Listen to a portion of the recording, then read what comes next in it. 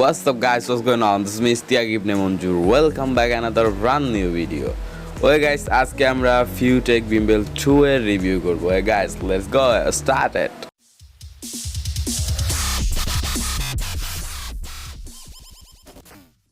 Okay guys, আমার সামনে দেখতেন Feiyu Vimble 2 আর এটা আসলে চাইনিজ ভার্সন হওয়ার কারণে এখানে অনেক অ্যাকসেসরিজ কম আছে, বাট এটা গ্লোবালি লঞ্চ করা হয়েছে, সেখানে একটু প্রাইস বাড়ানো বাট অনেক অ্যাকসেসরিজ হয়েছে, সেটা কমপ্লিট একটা প্যাকেজ করা হয়েছে।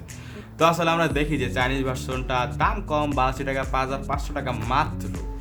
আর সেই 5500 টাকার মধ্যে আমরা কি কি পাইতেছি একটু দেখি। Guys let's go open it.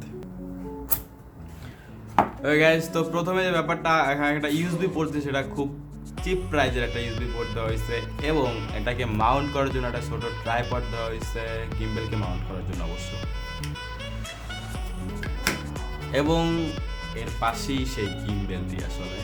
তো গিম্বেলটি যখন আপনি প্রথমে হাতে নেবেন, সেটা একটা ফার্স্ট ইমপ্রেশন অসাম এবং বাটারের সুন্দর একটা ফিলিংস পাওয়া যাবে। ওকে গাইস, চলুন আমরা দেখে আসি আসলে এটার পারফরমেন্স কেমন হয়। ওকে গাইস, আসলে গিম্বেলটি 3 অ্যাক্সিস ব্রাসলেস মোটর দ্বারা নিয়ন্ত্রণ করা হয়, এবং এটার সাথে আপনি পাচ্ছেন একটা ছোট ট্রাইপড। আসলে ট্রাইপডটাকে আপনি গিম্বেলটিকে মাউন্ট করে টাইম ল্যাপস সহ আদার শটগুলো আপনি নিতে পারবেন। এবং এর মেইন পার্টে আমরা চলে যাই। আসলে প্রথমে যে জিনিসটা আছে সেটা হচ্ছে লাইট ইন্ডিকেটার। এটা আপনি ওপেন করার সাথে সাথে লাইটটা ইন্ডিকেট করবে। দেন আপনি পাইতেছেন 4-way নেভিগেশনাল জয়স্টিক, যেটার মাধ্যমে আপনি প্যানগুলো নিতে পারবেন সুন্দরভাবে। দেন পাচ্ছেন আপনি পাওয়ার বাটন, এবং এরপরে পাচ্ছেন আপনি পিকচার ক্যাপচারিং এবং ভিডিও রেকর্ডিং বাটন, এবং এর পাশে পাইতেছেন জুম এবং জুম আউট বাটন। দেন আপনি এই পাশে পাচ্ছেন ইউএসবি চার্জিং পোর্ট, এবং সর্বশেষ পিছনে আপনি পাচ্ছেন ট্রিগার বাটন, এবং এটা আলাদা একটা অপশন আছে, সেটার মাধ্যমে আপনি আপনার ফোন চাইলে চার্জ করতে পারবেন। সেই জন্য এখানে আলাদা একটা ইউএসবি করা হয়েছে, বাট এক্সট্রা কোনো ইউএসবি কেবল দেওয়া হয় নাই। তো এই ছিল মোটামুটি এটার বিস্তারিত। তো চলুন আমরা এবারে প্যানগুলো এবং শটগুলো দেখে আসি। ওকে গাইস, Feiyu Vimble 2 তে আসলে pan follow mode by default দেওয়া থাকে। আপনি যখন এটা অন করবেন, সাথে সাথে আপনার গিম্বেলটা প্যান ফলো মোডে থাকবে। তো গাইস, প্যান ফলো মোডের মিনিংস হলো আপনি হাত যেভাবে নেন না কেন, আপনার প্যানগুলো কন্টিনিউসলি ফলো করবে, জাস্ট লাইক দ্যাট। সে আমার প্যানগুলোকে কন্টিনিউ ফলো করতেছে।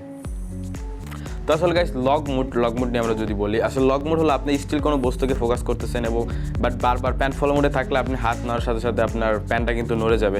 তো দ্যাটস ওয়াই আপনি ইউজ করতে পারেন লগ মুড। তো লগ মুড ইউজ করার জন্য আপনাকে পিছনে যে ট্রিগার বাটনটা আছে, সেই বাটনটাকে আপনাকে প্রেস করে রাখতে হবে স্টিল।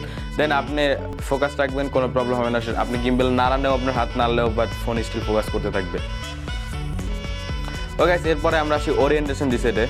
তো গাইস, আমার ফোনটা এখন আই ডোন্ট নো হরিজন্টাল বা ভার্টিক্যাল কোন ইসে আছে।